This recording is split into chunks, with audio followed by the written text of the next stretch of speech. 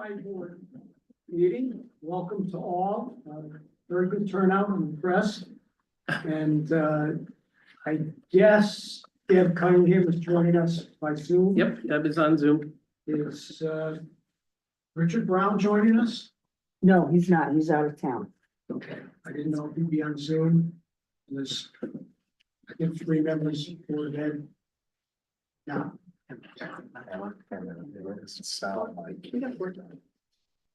No, I'm not. Oh, not. Not. Let's begin. with the Pledge of Allegiance. I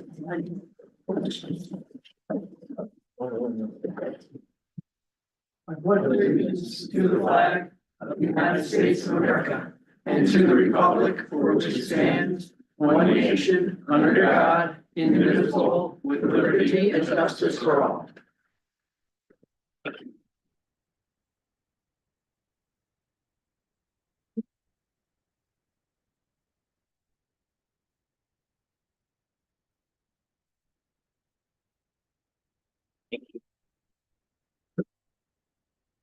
We all set with the logistics here. We are rolling and live and all of those things. Let's not waste any time. Dr. Van Tassel, would you like to lead the way? Good evening, Chair. So nice to see everybody this evening. Tim Van Tassel, Superintendent of Schools. So we're going to do a 2-part piece for you tonight. One is we're going to give the quarterly update. And then I'm just going to give a very, very brief overview. I handed out the fiscal year 26 proposal that the board has begun deliberating on. So I'll just give a very quick overview of that. And then, if there's any questions that anybody has in regards to the fiscal year 25, our current operations, as well as the fiscal year 26, we can certainly field some questions that you have. So without further ado, our wonderful business manager, Kara, is going to give an update on our fiscal year 25. Well, thank you. I did hand out if anybody doesn't have an update. It's a slight improvement from October, but still the ink color is wrong on the bottom. The primary drivers remain outplaced students, which drive pupil transportation, tuition, and then the excess cost grant down at the bottom. Those 3 categories make up about half of the negative number. Then classified salaries is related to having to bring 4 interventionist roles out of the STARS tuition fund into the operating budget, and then the decision to hire a credentialed behavior role, which was planned in the purchase services or professional technical services. And so that role was brought into classified salaries. So those are the big drivers of classified salaries, along with the number of long-term leaves we have requiring substitutes. Since October, we also became aware of electricity being an issue. First of all, starting in July, we had the same high charges that everyone has at their homes. Our high charges are far worse than our home electric bills. And then we're anticipating an agreement that was made to increase the supply charges for electricity as well, starting in December. So that summarizes our status from October. We've attached a little bit more information to explain if you want to read it later, but if you have any questions, be happy to answer them. Are there any questions at this point? Thank you. So, and if there are questions that, as you're reviewing some of the materials, feel free, we can keep this as an open forum, just to talk current fiscal year 25. and fiscal year 26, because the two of them really correlate with one another. So what I want to share with everyone is that obviously at this time of year is when the proposal goes to the Board of Education. And anytime a new superintendent comes into a school district, there's an audit that you do of your own programs, services, as well as reconciliations within a budget. And having been a superintendent for many years, I obviously recognize the significance of doing that type of an audit and reconciliation and appreciate it for what it is. And I want to first say to the partner that's sitting to the left of me is that whenever you have a new superintendent, you ask them for things. There's a lot of questions that are asked. And Karen has just been an absolute wonderful partner in learning this budget and trying to understand it. She's been with you all for many, many years and cares immensely about this community. She cares immensely about the school district and wants the best for our students and the programs and the services, but also Karen, like myself, is very fiscally conservative. And wants to make sure that what we're expending our dollars on are truthfully where those dollars are needing to be spent. But also, you know, for her, it's the acknowledgement of it and sharing where these expenses are coming from. And that's that carryover that I say right now that brings fiscal year 25 into fiscal year 26. So the proposal that is before you in here, and there's a lot of materials, and I want to share a little bit about just how the structure in this book is put together. But to come to this year's proposal was work that actually began even prior to my tenure here as of July 1. I had really started the transition here towards the end of May, spent time with the board, but also with Karen in June, because you don't have a lot of time to get together all the materials that are necessary, as well as trying to gain that type of an understanding. You spend a lot of time over those summer months coming into the school year working with your administrator to try to understand the programs and services. I was here 12 years ago, but a lot of change happens over the course of a 12-year period.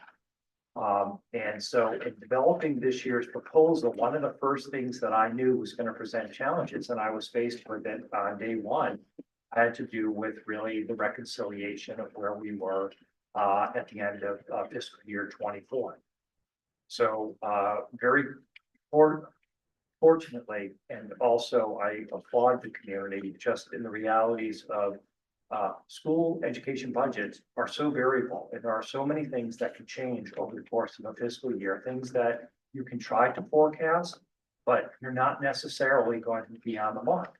And then there's things that are just totally beyond your control. And I'm going to highlight a few of those this evening, just to elucidate that point. Where we were coming in as of July 1 was that I knew we had a major deficit.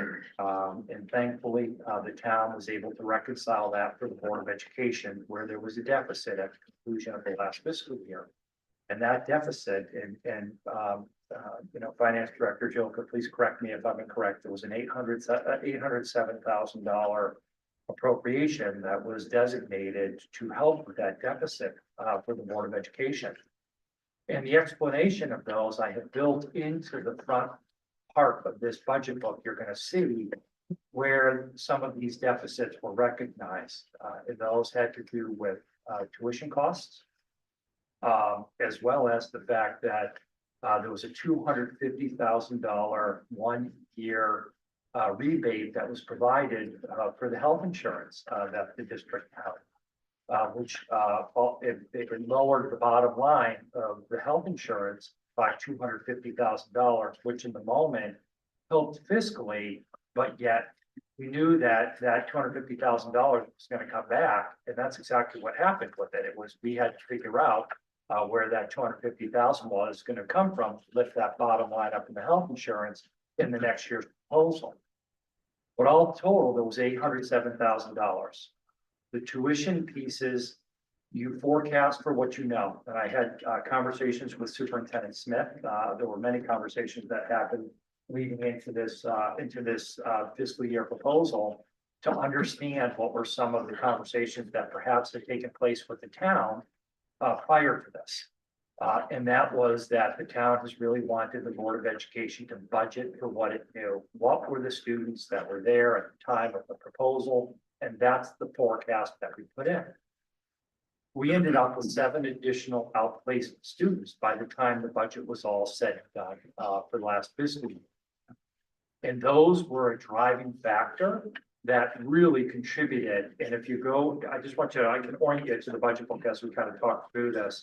But if you go to page, you go to page 11. That really outlines where that deficit was experienced. And at the point in time when the budget was first proposed by Superintendent Smith to the board, and as the board was doing the deliberations, those students were not accounted for because they hadn't been placed at that point in time.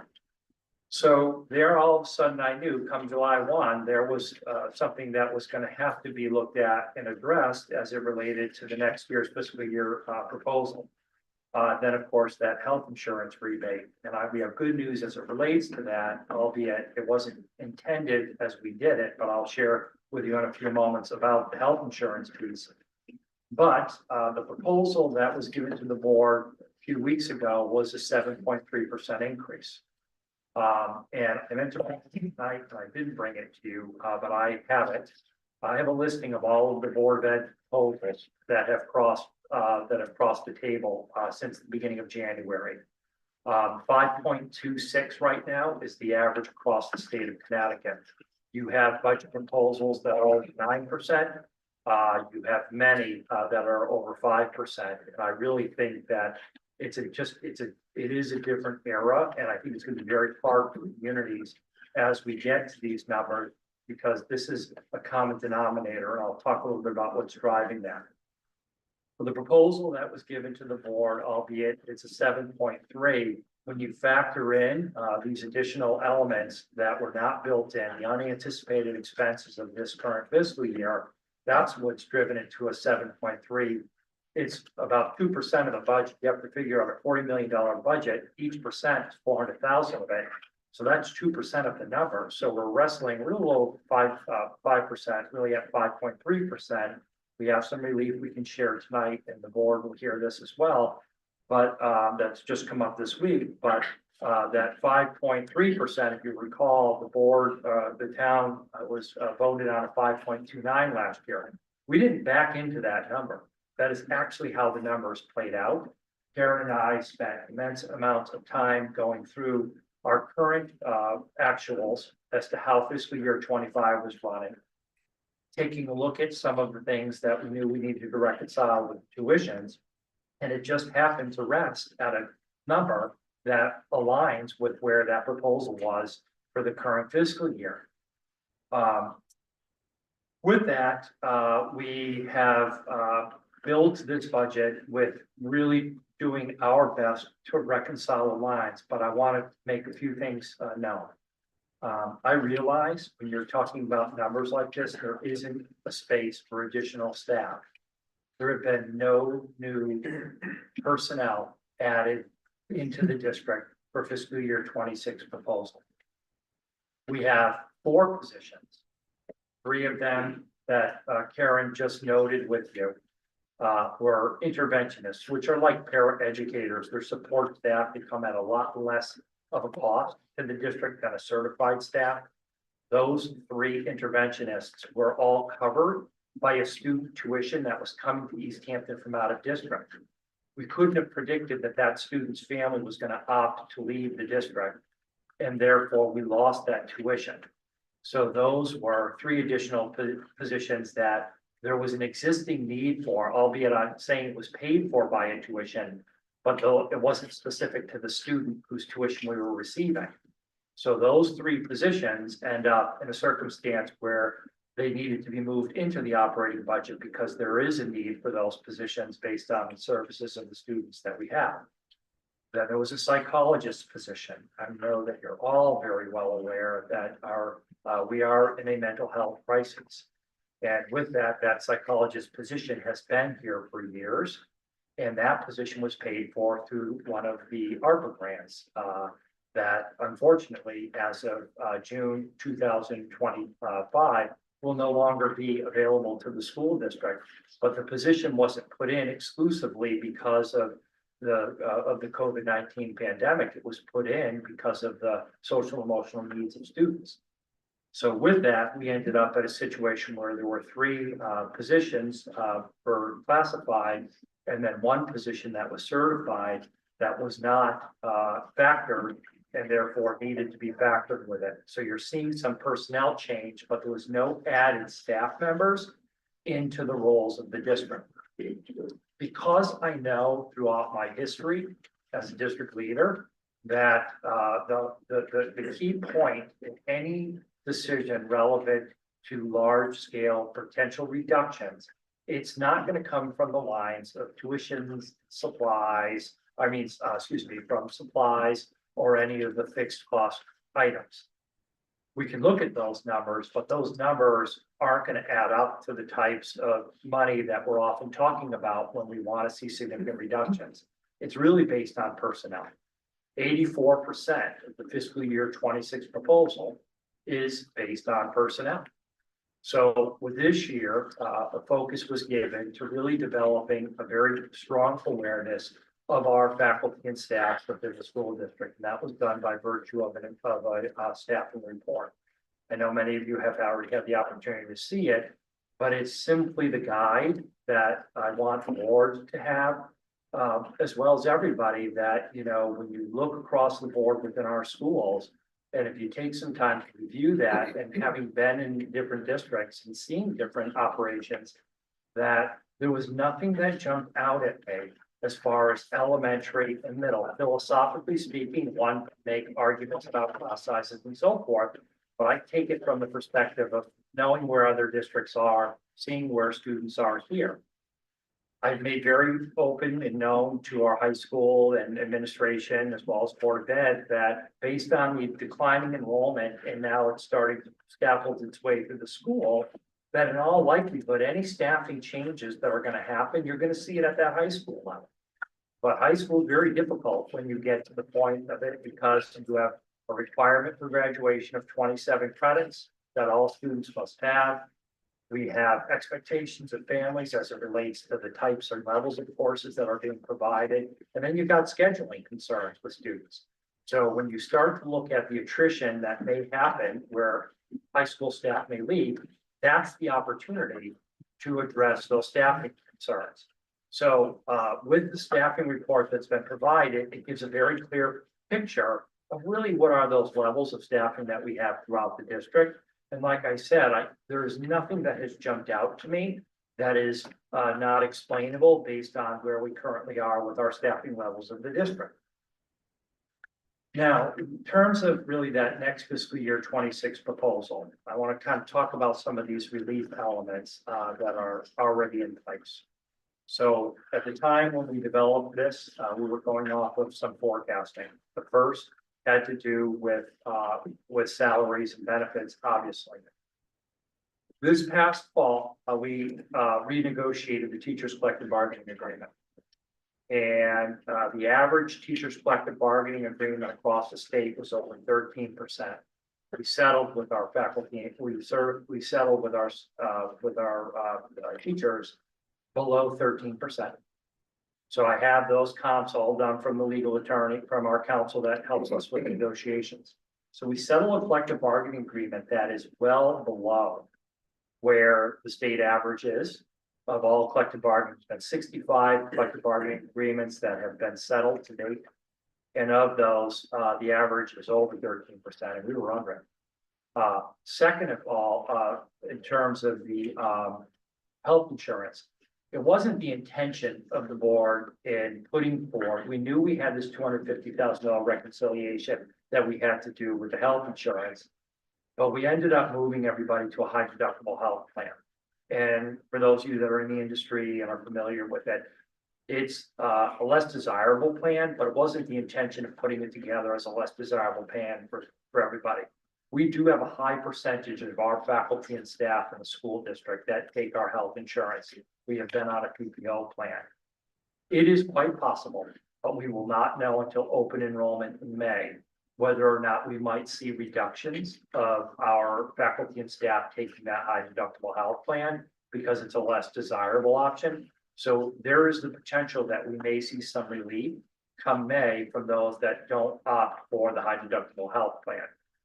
So that's going to give us some good information to be able to bring. Unfortunately, I know that's right around the time when the referendum is taking place, but it is worthy of consideration by everybody that we may see some change, may not, but we may see some change. It wasn't our intention to force people out of it, but just knowing that how collective bargaining groups look at that plan, there is the possibility that that may actually happen. We've placed some estimates, as you know, for those that are in the insurance industry. We right now have factored an 11% increase in health insurance for the upcoming fiscal year. Right now, our insurance broker from Brown & Brown is suggesting that based on our current claims, is likely going to be a good number, but there's always the chance that there could be some movement with that for the upcoming fiscal year. But there's two important points I want to make with salary and benefit. One is that we have factored into this budget $160,000 turnover factor for certified staff, which means that it's already a reduction that's been out of this budget. And moving into the next fiscal year, in all likelihood, you will see turnover factor where you may have a retired teacher that if you have to replace because you can't be without that position, you hire somebody at a lesser cost. You don't know necessarily what that's going to be, but districts usually see some degree of a turnover factor be met. So we did budget for $160,000 turnover factor, which lowered the request or proposal to the Board of Ed. In terms of, correct me if I'm wrong, I think in terms of the health insurance, we factored $175,000 of a turnover factor, based on the realities that perhaps we might see fewer people that want to take the health insurance plan.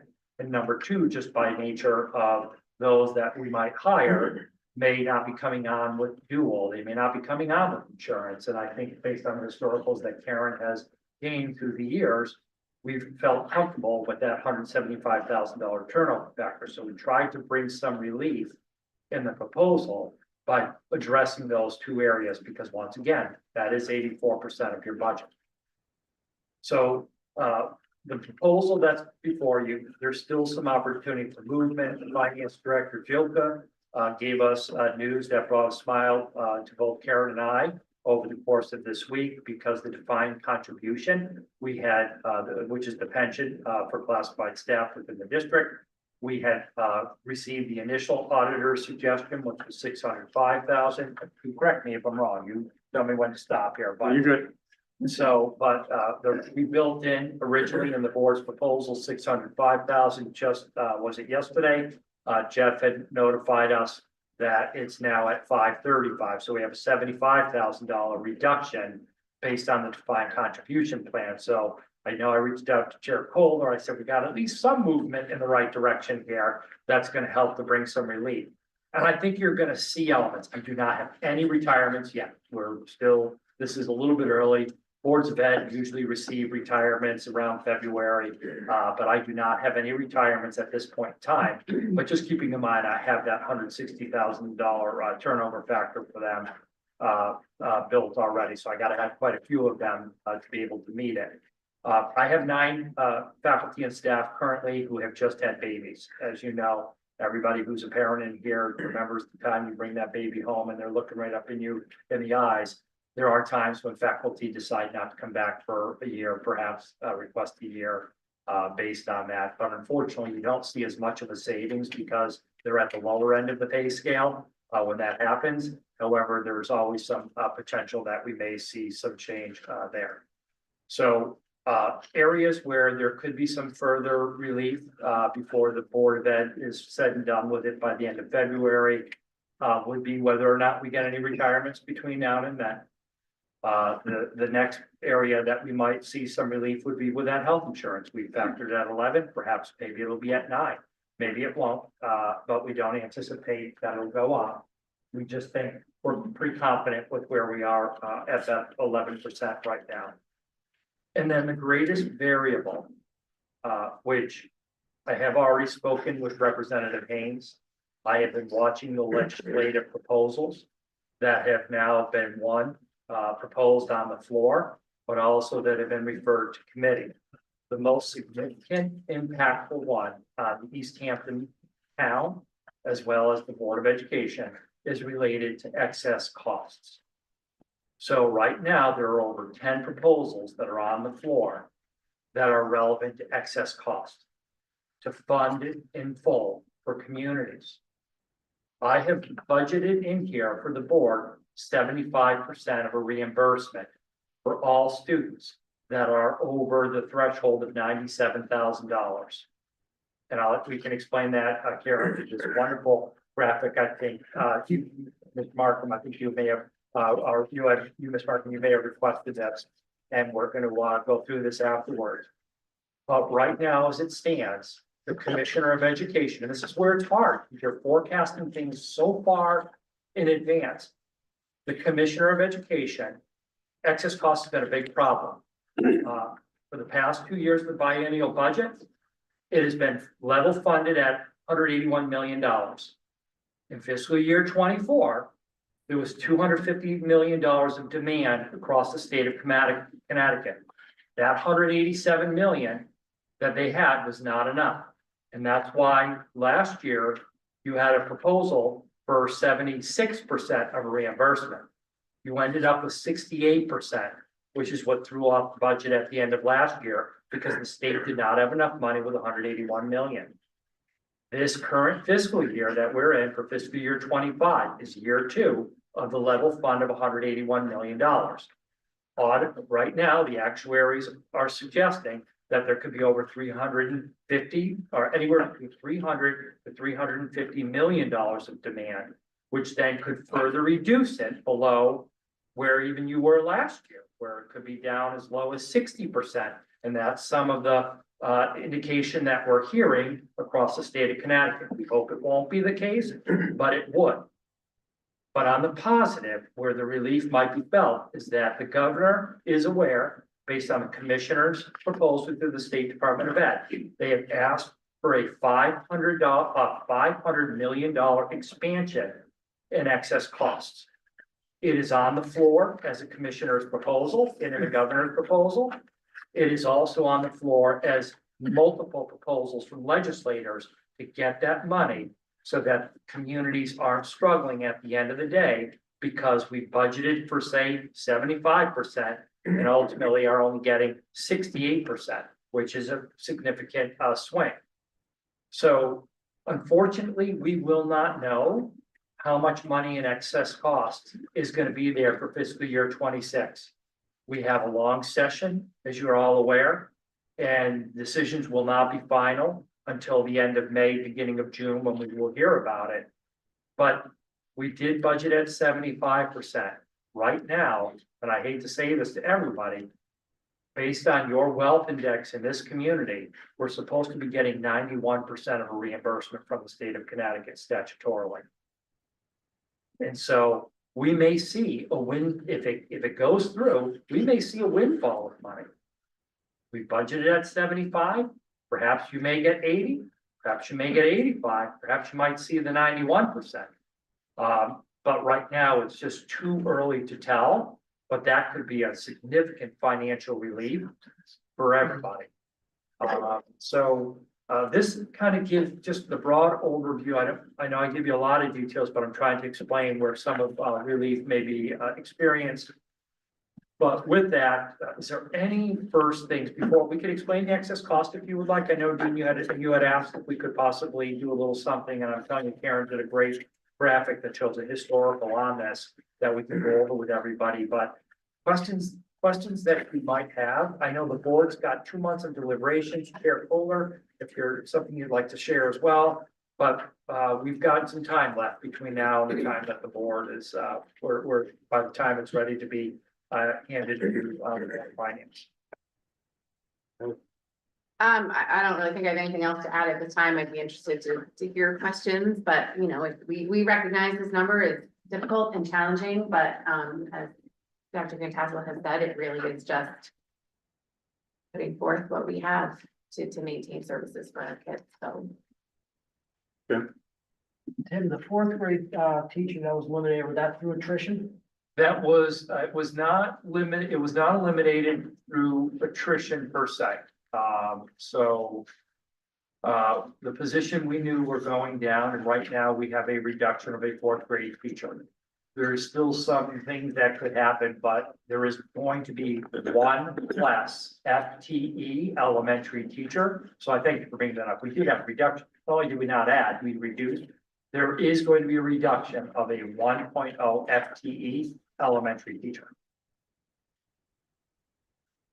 Just want to make sure I saw that right. Yeah, so how it get played out at the end, I may have what's called the reduction in force, which would mean that if I don't have a retirement, then I've got to go through a process that's outlined in the Teacher Tenure Act, to do a reduction in force.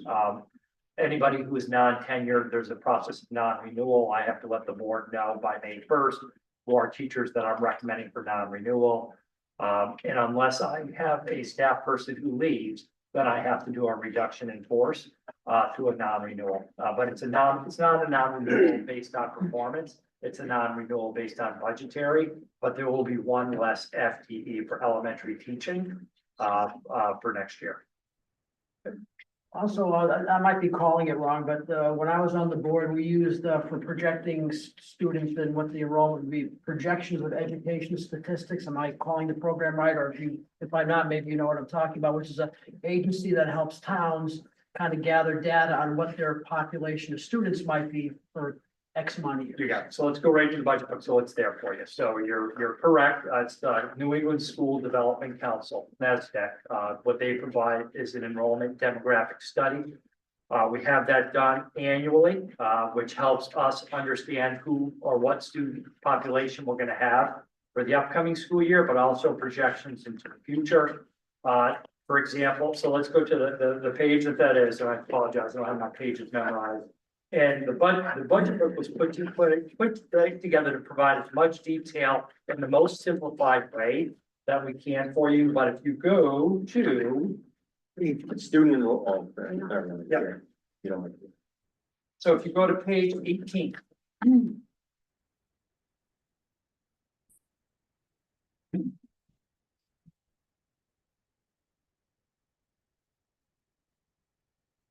So 18 is based on your current trend analysis.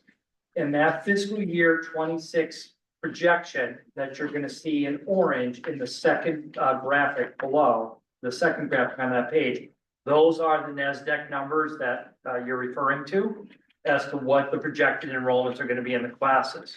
Well, man, let me stop 1 second. Yes. When I was saying, I mean, we're going out to 2030. So let's Yeah. roll back to 2019 or 2020. I remember seeing these numbers and going out, and there was consistently 1,900 kids, 1905, 1876, and all of a sudden we're sub 1,700. So I just wondered how accurate these numbers are, because back 5 years ago, the trend did not look like this, Right. dropping into the 1600s. So this is the report, and just to reference this, so your, the town council chair and the board of finance chair were provided a binder. Very similar to what the board of ed members all have, and in there's a tab on student enrollment with this report. And this report itself does projections out 10 years. This is also on our district. If you go into the Board of Education page, I have a budget page that's created for you. And that budget, I have on there a tab that says student enrollment, that you can actually view this full report. You do ask a great question. And I've had, anytime you do a building project, you're gonna end up with having to do not just this type of a demographic study, but a more thorough analysis. McBride and Bloom are who I have utilized in the past to do other types of demographic studies, but it comes at a higher cost than this. This report, though, is one that the boards have relied upon year over year. The 10-year analysis of the projection that they give is very variable. Having done it for as long as I have done it, I don't know that I would trust looking beyond the year or 2 years out from where you currently are. What changes demographics, and where I'm going to take South Windsor as a prime example of this. South Windsor just went through a significant school building project for their elementary schools. They did just about as thorough of a demographic analysis as you could possibly have done. But you can't predict when a property might go up for sale, that a developer may then say this is going to be a great place for development. So South Windsor has gone through a major overhaul of all their elementary schools. Hundreds of millions of dollars have gone into this project. And their population is already shifted so significantly that these brand new buildings that have been all built within the past 5 years are at max capacity because of what new developments may happen. Part of what NESDEC does is NESDEC looks at what's the current housing stock and how many building permits are there. So they try to get some analysis of that, but your town has a better idea of, is it likely there's going to be new developments and what's the likelihood that there's going to be some transition in housing stock where there may be new families that are going to move in. But the further out you go in a demographic study, it becomes very unpredictable. There's always a degree of uncertainty with that forecasting model. Your best bet is to focus on the 2 years that you have in that moment. There is a separate chart. I didn't bring this presentation, but on the website, it's there. The presentation that I gave to the board when I outlined the budget. I actually did a graphic for them so they could see that 10-year. So there's a graphic that actually shows where that is and where we're at right now. Believe it or not, your enrollment based on that NESDEC projection is that it's going to go up. And in 10 years from now, the school district is projected to be at the same existing size as it is in this moment. It's over 1,600 students. That's where we're situated right now. So you're going to see on that graphic that there's going to be, it's almost a light, not a bell to the degree of a bell, but it goes slight, but then it's going to start to increase. That was done with the NESDEC report. It's on the presentation that I gave to the board. That too is on the website to take a look at. But I agree with you, I'm already looking at a couple of years for realistic numbers. But it's good to look at and it helps us. So for next year for kindergarten, right now NESDEC is projecting based on birth rates that we're going to have 105 students in kindergarten. So we kept it at 6 sections of kindergarten. But there's always the chance that we may not see that type of enrollment. What may slow down the enrollment for the upcoming school year is that the state of Connecticut has once again backed down or away from a recent policy that they moved forward, which was kindergarten start age, where as of last year, students weren't supposed to be eligible for kindergarten until they turned 5 years old as of September 1st. They did a waiver process last year. Those, we call them the burr babies, which means that if you're born between September and December, that you could still come to kindergarten through a waiver process.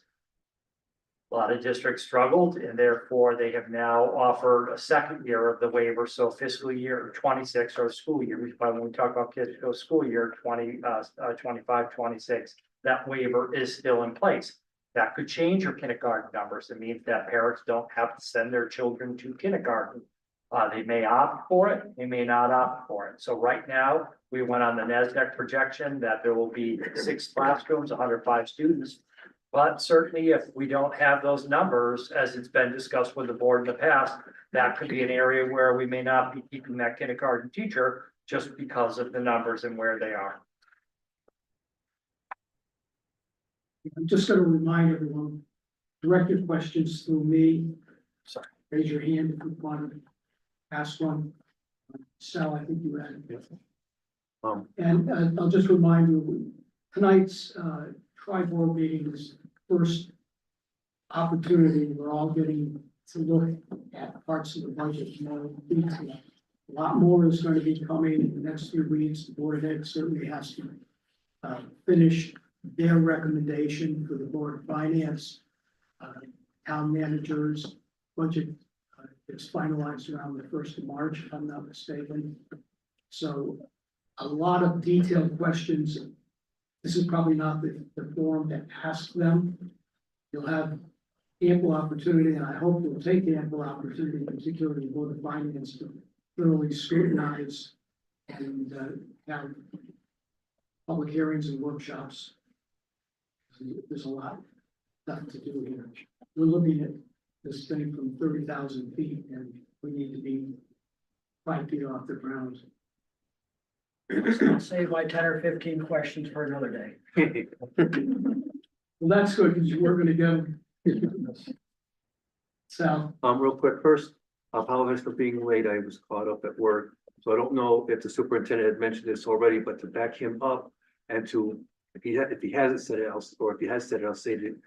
That, you can back me up, that the 7.3% figure is scary, but in reality, it's 5.6%.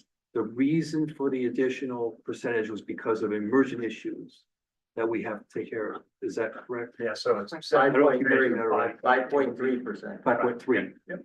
Yeah, so but just to let everyone know that the 7 figure is scary, and I don't like 5% either. But it's very small and below what the state average is. Yes. yeah, What about- superintendent. He did say did that. explain that. All right. Anyone else? Just if I may, Tim, just on the, back to the, excess, cost sharing. You mentioned that you budgeted for 75%. But perhaps it could be 91% if it were at least fully funded. Is it fully funded 100%? Well, it should be. In the Okay, all ideals, right, all right. in the ideals, yes. Okay, all right. So what they have done is this, is if they don't have enough money to full fund it at 100% by statute, which, then they have a tiered, you definitely, Karen knows this so well, but they have a tiered reimbursement level. Right now, you're at the third tier of it at 91%. I think the next tier of it's at 86 or 85. The question, what I was getting at is the difference, what is the difference in dollars So between 91% and 75? You may not have it exactly, but It's I don't have it right, that for, it's around probably 300,000, okay, in next year's budget. okay. That's what I was looking at. I was trying to look, It's in see that what sort of, neighborhood. you know. So I want to just, Karen created this incredible explanation in dollars. Why don't we Yeah. give this to everybody? And that whether you could just absorb it, it just, we spent so much time working on it. Yeah, yeah. And it gives you the dollars, it gives you the history of the dollars. And like I shouldn't take enough credit for the work that she does. And this is this is the best way to explain it. It's all in dollars. This is what I asked. This is it, this is it. And one other question, if I may follow up, on the cost share, are we getting less than last year? Relative to this new budget? So we're going down, on page, I'll give you the cost share page, we are going down in it, educational cost share is still up for conversation. But, you'll find, educational cost share is, that's in my other budget material, sorry. But yes, we're going down, it's, if I had I think it's about $40,000 or $50,000 for next year. Yeah. There's a phase out model. Yeah. And that phase out model is what towns have been struggling with. But it's not as significant as of a decline here, but 10 years out from now, it is gonna be pretty significant. But I think we've got it calculated at, yeah, here we go. Okay. So, current year, 24-25, we're at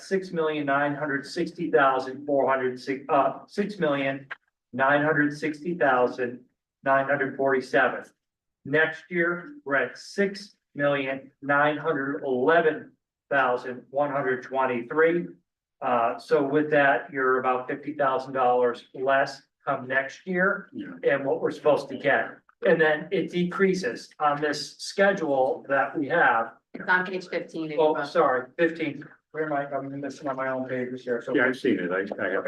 so yes, that is correct. Yeah, you know, it seems, it's great to talk about the potential increase in the cost share, the excess cost share. But I think the real damage over time really has been with the educational cost share. You know, the state just has not really done its part for the last, certainly for the last 8 years, because 8 years ago, it wasn't 6.9 million, it was 7.5 million 8 years ago. So at one point it was like 26%. Yeah, precisely, And they keep it at 7 million Yeah. for 10 years, but our costs yeah. go up, so it goes from 26% to 15%. Well, It's just, you know, it's great to get any money, whether it be the excess cost share or whatever. But it would seem to me the real driver is what the state has not looked at and refused to look at, which is the increase in the calculation of the educational cost share. Right. And from my and I had mentioned this with board's leadership last week. I really think as a community, you have done a great job trying to reconcile what is the larger issue. And that is that you're receiving less state revenues. And I'm sure that at the town level, it's not just the less state, but it's also the federal. You've just done everything that you could, and this is why, not just in East Hampton, this isn't exclusive to you all. These budgets are starting to see sharper increases because the state is not contributing and is placing more of that burden. But I do believe through my analysis that you have all done a really great job to try to make things balance as best as you possibly could. Questions? Not, we'll move on. David, would you like to- So, as you all know, and as Chairman Markham mentioned, my work on the general government side is really just underway in detail. So I'm going to give you something that I've marked as draft and for discussion purposes only, and I stopped just shy of saying for your eyes only, because it's so draft, it's so preliminary. And it's the summary page that you all see when you open up the town's budget after it gets released in to the Board of Finance. And so some of the things you see in there will mirror what Dr. Van Tassel was talking about. In particular, you'll see the cost share reduction there of about 50,000 or just under 50,000. You'll see that revenue is relatively flat. In our projections, there's probably really only one jump in the revenue, and that's the mild increase that we received from motor vehicle reimbursement from the state. And that's that number, that the only number you see of a double-digit increase in the grants from the state of Connecticut. You can see, however, if you look at this, that the figures for general government right now are not insignificant. Probably the most significant jump we're dealing with right now is in the capital line. That's the line that's referred to as capital improvement transfer to other funds. You see that's a pretty big jump. The capital committee has finished its work and it'll be handed over to the Board of Finance pretty soon for them to review and make some decisions. Probably the most impactful item you see there is the fact that so much of the other revenues and in the form of ARPA and other dollars that we had available to us have really dried up. And the needs, of course, don't change much in capital improvements. The other thing that will, and on this sheet that I'll talk about quickly, and then I'm going to talk a little bit about general government operations. But the other thing I'll draw your attention to, and I don't want anybody to get too terribly focused on these numbers because obviously they will change. But one that will not likely change much at all is as you draw your eye to the bottom of the page and you look at the grand list. The two lines for the grand list. We now have to pull out motor vehicles because they get taxed at a different rate.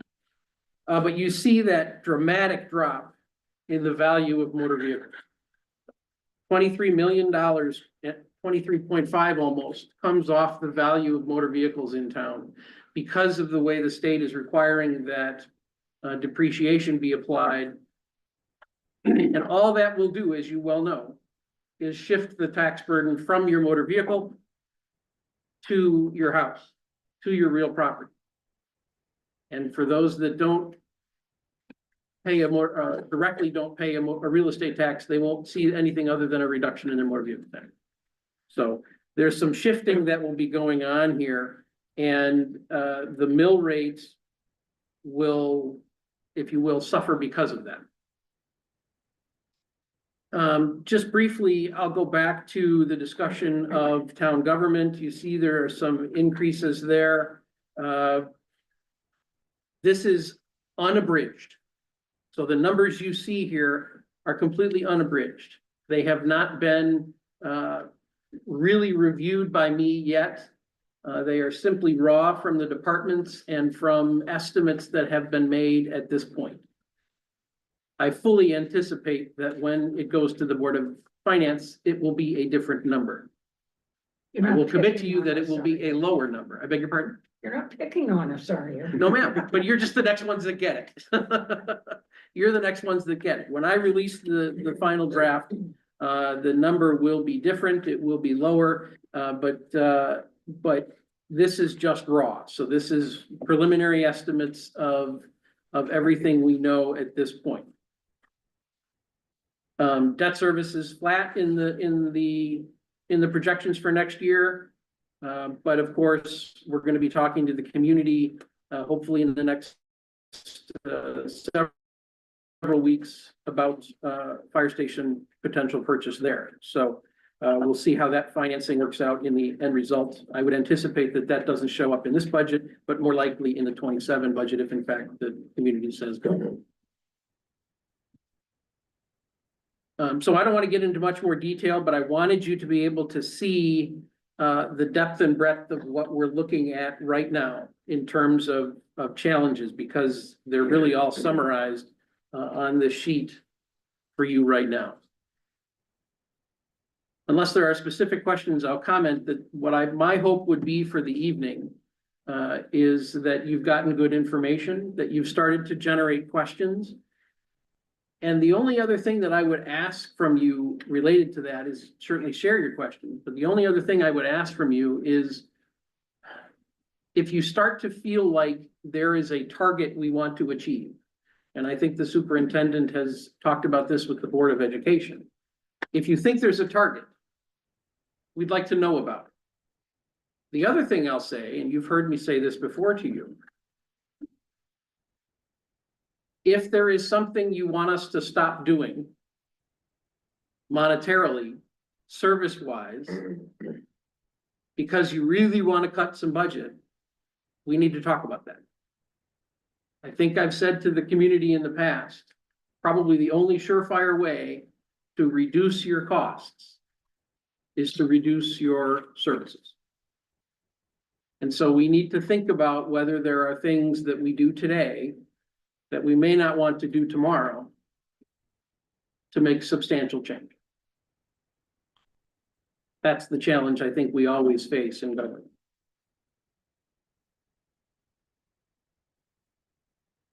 I would just like to point out a couple things. Because of the situation statewide and waiting for the legislature to act hopefully positively for all the communities, but especially in Stanton, we will probably wait as far as we can under our charter and our financial policies for the budget referendum. The legislature itself adjourns on a regular time, first Wednesday in June, I believe, first Wednesday after the first Tuesday, something odd like that. So we're hoping that we don't have to go that long. We're hoping that the legislature knows what it's going to be doing and acts a bill before that. And accordingly, it'll give us the best opportunity to get the best numbers for taxpayers, citizens, and those that get our services. I'll echo that and also remind everyone that because we're so early in the process, I think this meeting's falling actually earlier than we've done it in the past. Because we're so early in the process, we haven't even seen from CCM, the Connecticut Conference of Municipalities, their predictions or their suggestions for various state revenue streams that we should use as part of our budget planning process. Those haven't come out yet, so the estimates you see are created based on what we knew in the past and what our expectations are of the implementation. You know, I have a lot of faith, of course, as we all do, in Jeff and Karen and their ability to predict those things. But we'll wait and see based on what the legislature starts to talk about. As you heard Dr. Van Tassel mention, there are a lot of proposals out there, especially as they relate to education, but we get a little bit of money on the town side as well, and that's going to be an interesting challenge.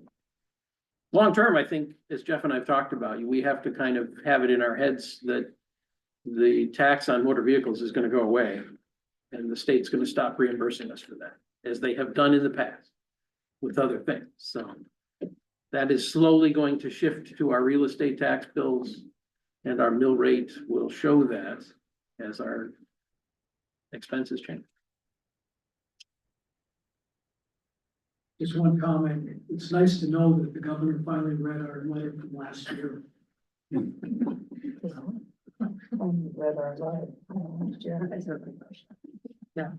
Dave, so talking about that motor vehicle tax reduction, is that something that we're going to be able to quantify for the residents when we do come up with a final budget number and we're saying, here's what we're looking at? Will we be able to share with them, here's what you could expect in your motor vehicle tax reduction?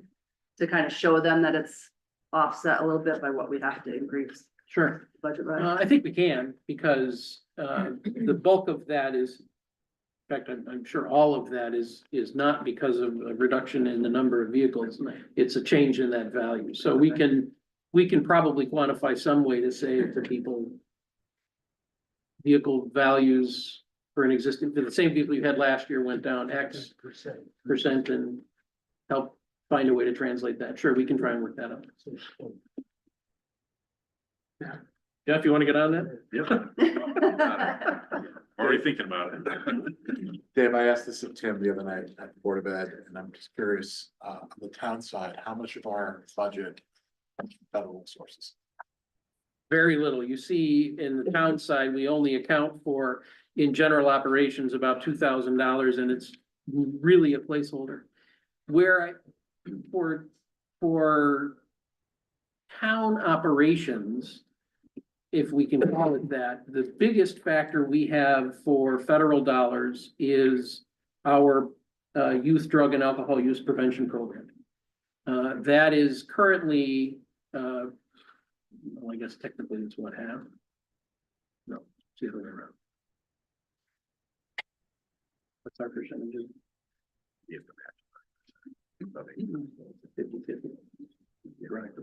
Okay, so right now today, about half of the cost for the prevention program, and I would say that all of the out-of-pocket costs associated with the prevention program are paid through federal dollars. Round numbers about $125,000 or $115,000. So if The there were, other half is indirect costs of staff, building, things like that. we saw a little bit of chaos this week. A little bit. A little bit. I can tell you stories from UConn, but we saw a little bit of chaos this week with the executive orders that came out and how they would impact federal funding. And I'm just, $125,000. I don't know what that accounts to, but percentages and bills, but I just want to be conscious that we need to budget for the unknown. Sure, I understand that. The bigger impact on the town side, and I didn't share it with this entire body, but I certainly could. CCM requested information from municipalities on the impact of federal dollars on their various locations. And I outlined for CCM a number of items for East Hampton, and including the Board of Education's dollars. And on the Board of Education side, it's close to 900,000, I think, round numbers is what I mentioned to them. And I may get the numbers reversed, but I think it's about 450 in the special education world and about 480 or so in the general education world that comes from the federal government. So I think the impact on operational activities, perhaps, I'm speaking for that end of the table, might be harder there. For the town side, I think realistically, we have to look that the $1.4 million that was congressionally directed spending for the airline trail might be in peril. $1.7 million and change that we're lining up right now for Hales Brook. Natural hazard mitigation problem situation on Hales Brook at Lake Drive. That's probably safe. Probably safe. We have 100, or rather we have the potential for getting $25 million for water through the Water Resources Development Act and U.S. Department of, or rather U.S. Army Corps of Engineers. That's a bit up in the air. Right now, I'm waiting to have a conversation with them about what that possibility means. But I think there are real possibilities that some of that, the president tries to claw some of that back. Especially, I think, frankly, and maybe I'm just being pessimistic, especially I think the 1.4 million. Question? Are you differentiating between the monies that Congress controls and what the president can possibly have an effect on? Because there's two different pots there. There are,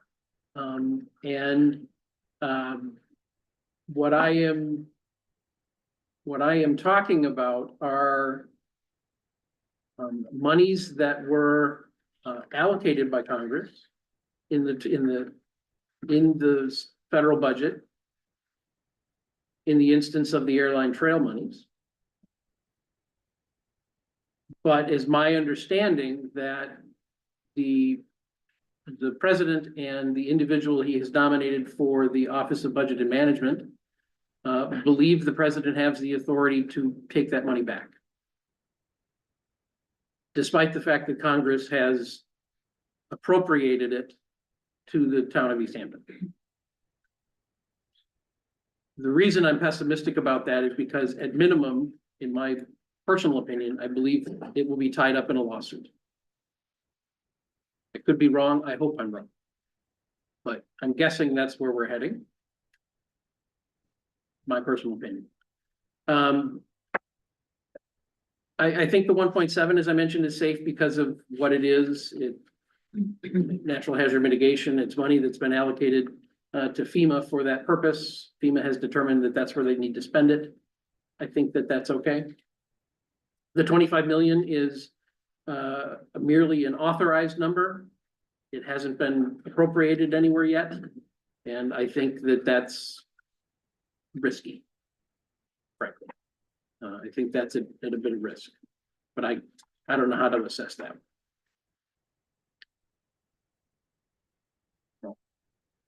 These were things that we explained to CCM, and they're sharing that with the state as the state and CCM try to think through what might they do.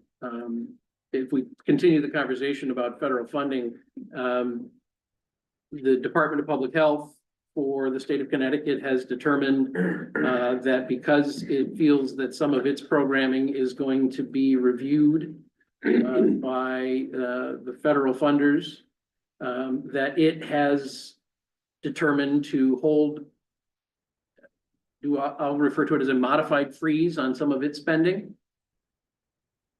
And that has been translated to local departments of health in a telephone conversation apparently they had this morning, and they advised local departments of health to take a similar action, that modified freeze, for any action, any program they have that's federally funded as a subrecipient to the state. So for us, and as I understand it, the way the state is implementing it as well, the people will stay, they will continue to do their work, but there will be no, new third-party contracts or no new spending in terms of acquisition of, I'll refer to it as stuff, things of that sort. in an effort to try to mitigate. And this has really been the conversations the municipalities have been having, is what steps do we need to take to mitigate the potential loss that we would experience if in fact some of those dollars were either never awarded or cut or pulled back in some. Kurt, did you have a question? Oh, no, I think you answered it. I want to thank you for looking into that because it seems like there is going to be a lot of questions. It's going to be a long time and I presume you all just, are anticipating there are going to be some things, so it's not like going to be some big surprise when we go to the town meeting. Just to have some buffers in there to say, well, if we're something bad's going to happen, this is because of, and I was just thinking of marketing. Sure. We refer to it when we're doing budgeting as being conservative. Sometimes I think it's just being pessimistic. So, If this is a revaluation year, did you take that to account in these budget numbers? That's next year's reval, Next year. yep, for the 26-27. for anyone else that has questions? The figures you were giving, Dave, was that the infrastructure bill that was passed probably last year, in the last year? These funds that you said we may or may not get? Yeah, the only dollars that we have that were part of the bipartisan infrastructure law are the monies that we are using for brownfields reassessments in the village center. I believe those dollars are safe. They're US EPA granted dollars, and I think those purposes will remain relatively unscathed. But the monies for the airline trail, for example, were, as I said, congressionally directed spending, so we're going to refer to those by their old nickname, earmarks. And while they are, as Mrs. Kashow pointed out, they are, approved by Congress, they are appropriated by Congress at this point. I don't know what will happen to those in the future because they haven't been contracted. I didn't mention that.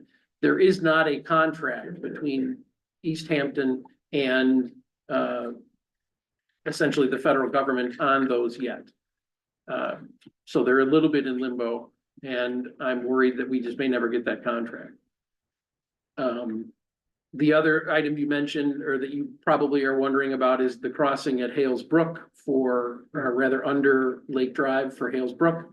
That's FEMA money, and we've been through an extensive process with FEMA. And again, while we don't have a contract, I think FEMA has those dollars and is ready to move that project along for us. Well, I hear the term infrastructure bill, and we're talking 2 or 3 items here that are all infrastructure. They are, but they just don't happen to be being funded by those dollars. Only one of them is, ironically, brownfields assessments. All right, so the 25 million for the grant for the water comes from state funds? No. They aren't infrastructure money. They are money in the Water Resources Development Act, which is monies that the U.S. Army Corps of Engineers gets to protect and enhance a variety of water resources. Their main issue, of course, is navigable waterways and ports, but also they get into other issues of clean wastewater, clean sanitary, and clean drinking water as well. And so as part of their mission related to clean drinking water, we were able to get ourselves approved for up to $25 million to offset the costs of a new water source for the town. It is not appropriated yet by Congress. Clear? Understand? I think Congress goes through a 3-part process. Finally get the money out to the people. or anyone else that has questions? If not, is there anyone from the public that would like to speak at this time? Then I guess what? All right, Thank you all for coming tonight. thank you. Reach out if you have questions, comments, or concerns. It will be important for us all to stay. Good night, Deb, thank you. Good night.